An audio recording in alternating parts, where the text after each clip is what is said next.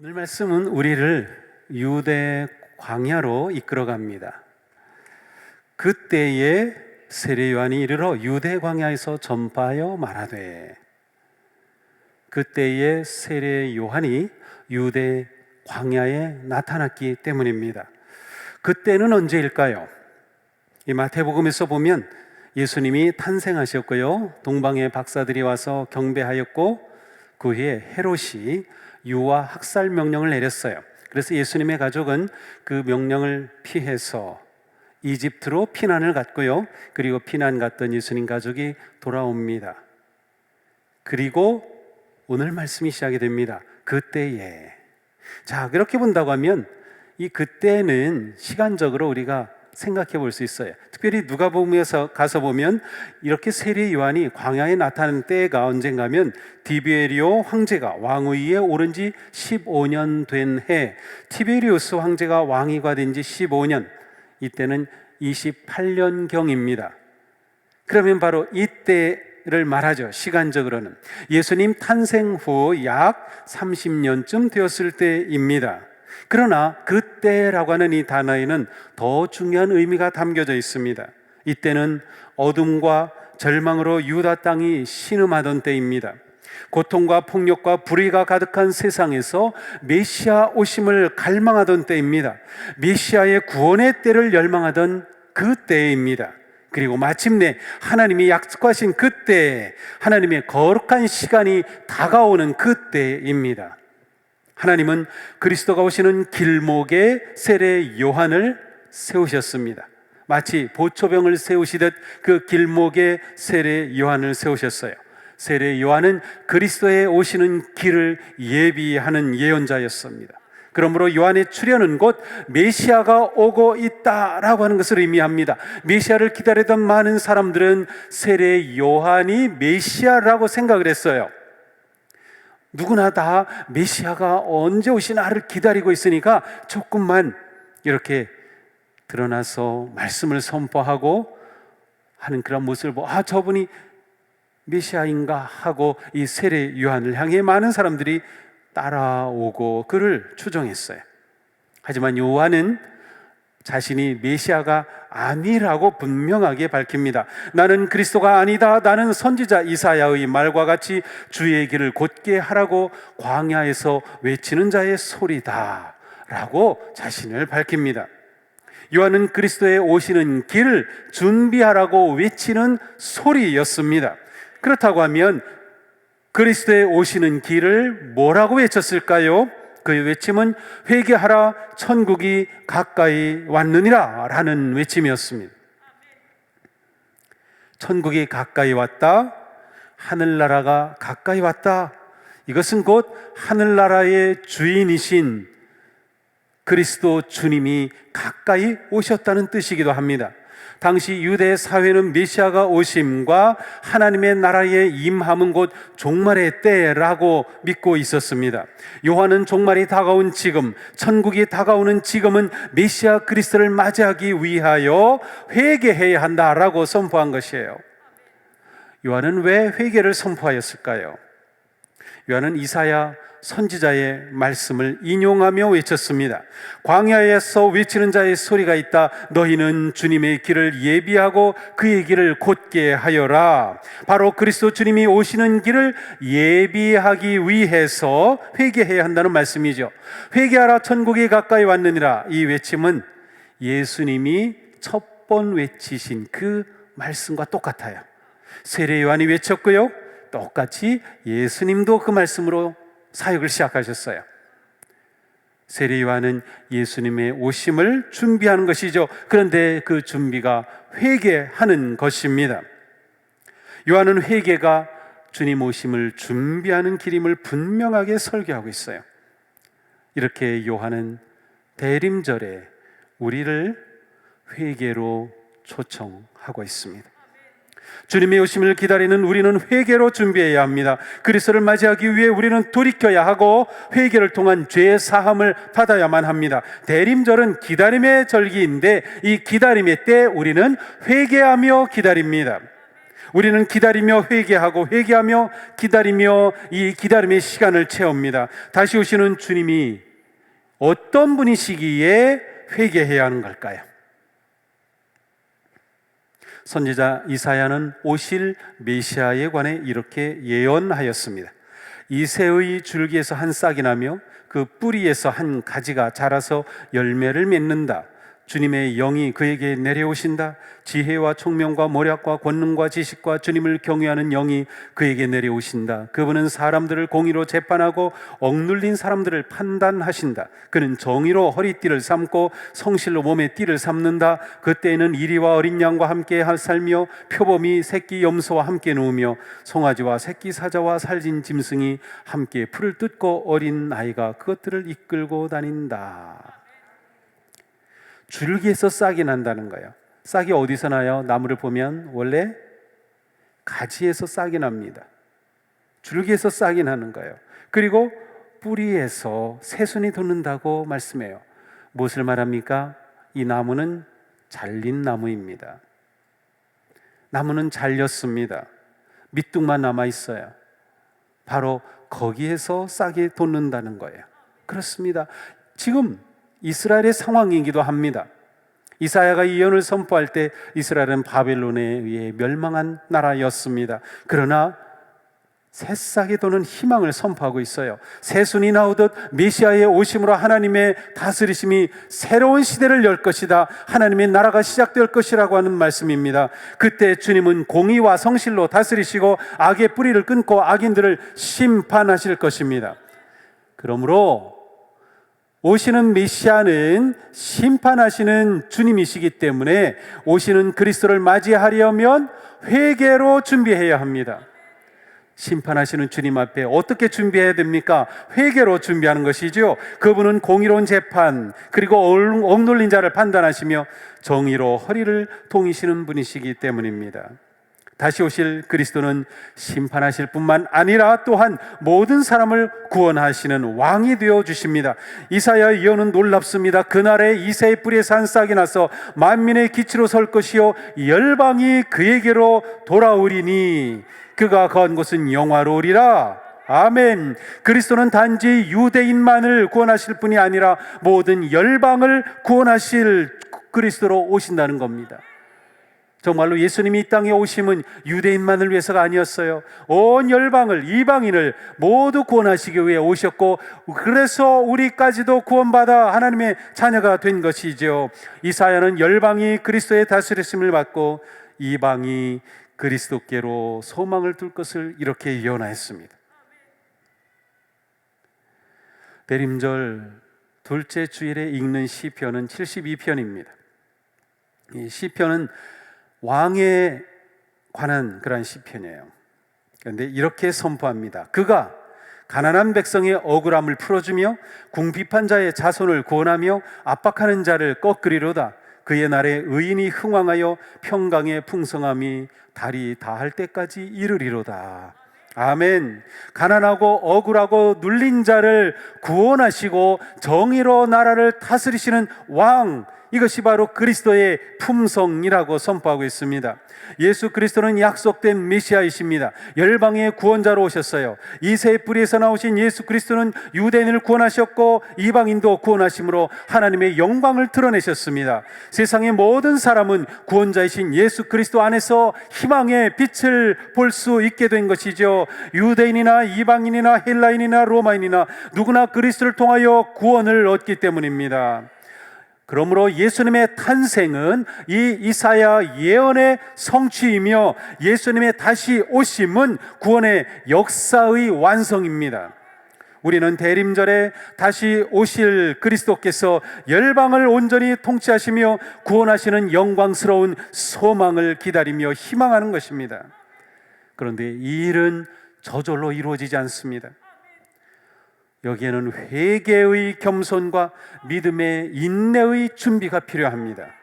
그리스도는 항상 종말론적 긴장 속에서 살아갑니다. 주님은 오신다. 오시는 주님은 심판하시고 구원하신다. 그런데 그 주님이 언제 오실지 모르는 거예요. 그래서 우리는 종말론적 긴장 속에 살아가는 것입니다. 언제나 심판이 내 앞에 놓여 있다고 하는 의식을 가지고 살아갑니다. 우리가 기다리는 그리스도는 심판하시고 구원하시는 하늘의 왕이시기 때문입니다. 심판과 구원의 주님을 기다리는 성도는 어떻게 할까요? 주님이 나를 심판하시고 또 구원하시는데 내가 주님 앞에 어떻게 사는지 내 자신을 돌아보게 됩니다. 왕이신 주님의 뜻에 순종하며 살고 있는지 자기 자신을 점검하게 되죠. 메시아를 기다리는 성도는 자신을 돌아보며 죄에서 돌이키고 바른 길로 결단해야 합니다. 이것이 대림절을 사는 성도의 모습입니다. 대림절을 사는 우리는 주님 더 가까이 오셨으니 지체하지 않고 회개하기에 힘쓰는 겁니다. 회개란 완전히 돌이키는 거예요. 내가 가던 잘못된 길에서 180도 돌아서는 것입니다. 회개는 주님을 등지고 살았던 삶에서 주님을 향하여 돌이키는 것입니다. 오시는 주님을 향해 내 얼굴을 드는 것이죠. 다시 오실 그리스도를 기다리는 성도는 끊임없이 회개와 돌이킴으로 주님께로 삶의 방향을 돌리며 회복해 가는 겁니다. 주님이 언제 오실지 아무도 모르기에 우리는 깨어서 그리스도를 향하여 돌아보며 회개하는 것이죠. 세례 요한이 광야에서 외칠 때 많은 사람들이 몰려들었습니다. 그리고 요단강에 나와 세례를 받았습니다. 세례는 회개의 징표였습니다. 돌이킴과 결단의 표현이었습니다. 그런데 요한은 설교합니다. 나는 너희로 회개하도록 물로 세례를 베풀거니와 내 뒤에 오시는 이는 나보다 능력이 많으시니 그는 성령과 불로 너희에게 세례를 베푸실 것이요 손에 키를 들고 자기의 타작마당을 정하게 하사 알곡은 모아 곳간에 들이고 쭉정이는 꺼지지 않는 불에 태우시리라. 예수님은 요한의 세례는 자신의 세례와 다르다고 말합니다. 자신은 더러움을 씻는 의미인 물로 세례를 주었지만 예수님은 죄를 씻을 뿐만 아니라 성령과 불의 세례를 베푸신다고 선언합니다. 예수님의 세례는 단순한 씻음이 아니라 삶을 혁명적으로 변화시키는 능력인 성령과 불의 세례입니다. 불은 모든 것을 태웁니다. 더러운 죄를 태웁니다. 세상의 영화와 자랑도 태웁니다. 세상의 가치와 권력도 태웁니다. 세상의 온갖 불의와 차별과 거짓도 모두 태워버립니다. 모두 타버린 그 자리에 완전히 새롭고 영원한 가치, 온전한 진리와 생명의 새싹이 돋아나는 것이죠. 우리는 예수님을 구세주로 믿고 주님으로 고백함으로 세례를 받았습니다. 그 세례는 바로 우리가 완전히 하나님의 자녀로 거듭난 방향의 전환입니다. 대변혁이 일어난 것이죠. 하지만 우리는 지금 세례자로 살고 있습니까?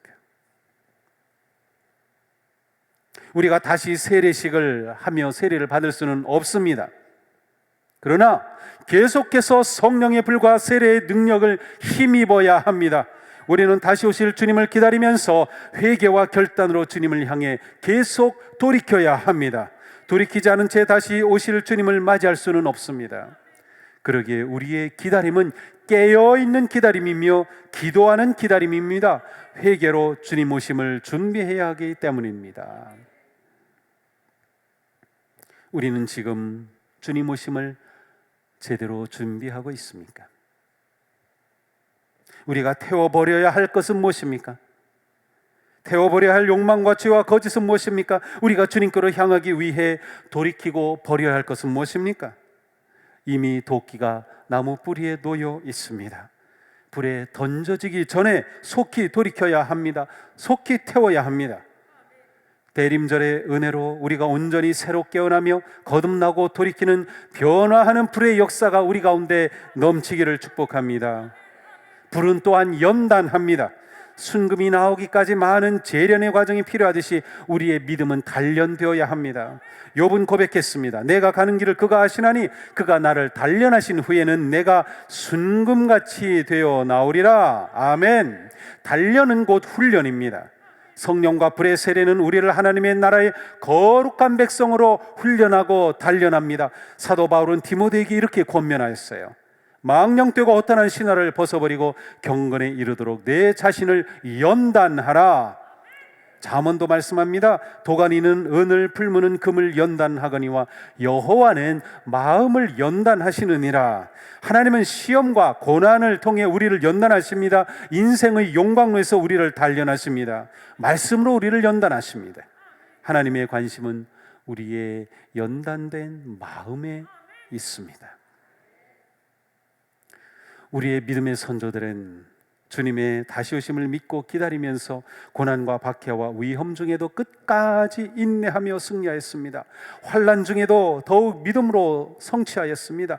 주님의 재림을 믿고 기다리는 우리의 마음 속에 우리가 가진 소망은 결코 우리를 부끄럽게 하지 않을 것입니다. 사도 바울은 말씀합니다. 우리는 또한 그리스도로 말미암아 지금 서 있는 이 은혜의 자리에 나오게 되었으며 하나님의 영광에 이르게 될 소망을 품고 자랑을 합니다. 그리고 계속 말씀합니다. 함께 읽겠습니다. 그뿐만 아니라 우리는 환난을 자랑합니다. 우리가 알기로 환난은 인내력을 낳고 인내력은 단련된 인격을 낳고 단련된 인격은 희망을 낳는 줄 알고 있기 때문입니다. 이 희망은 우리를 실망시키지 않습니다. 하나님께서 우리에게 주신 성령을 통하여 그의 사랑을 우리 마음속에 부어주셨기 때문입니다. 아멘. 그렇습니다. 주님의 다시 오심을 기다리며 하나님의 영광에 이르게 될 소망이 있는 우리는 오히려 환난을 자랑합니다. 환난은 인내력을 통해 우리의 성품을 연단하며 우리는 그리스도의 모습으로 단련된 것을 믿기 때문입니다. 그러므로 우리에게 중요한 것은 인내력을 발휘하는 것입니다.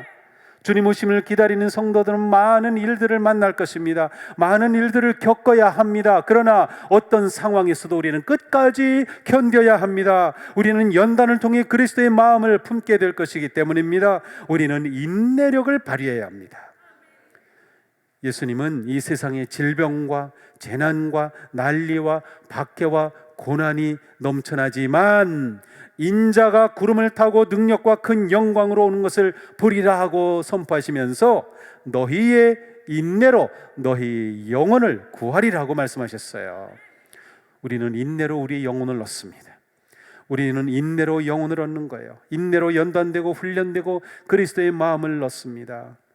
바울 사도도 자신이 성도들에게 서신을 보낸 것은 그들을 위로하고 인내와 소망을 가지기 위함이라 라고 말씀하면서 인내심과 위로를 주시는 하나님께서 여러분이 그리스도 예수를 본받아 같은 생각을 품게 하시고 한 마음과 한 입으로 하나님과 우리 주 예수 그리스도의 아버지께 영광을 돌리게 해주시기를 바랍니다 라고 축복했어요. 우리는 인내로 주님을 본받고 인내로 한 마음이 될 수 있어요. 인내로 연단되고 훈련되어 그리스도를 닮게 됩니다. 이것이 대림절의 은혜입니다.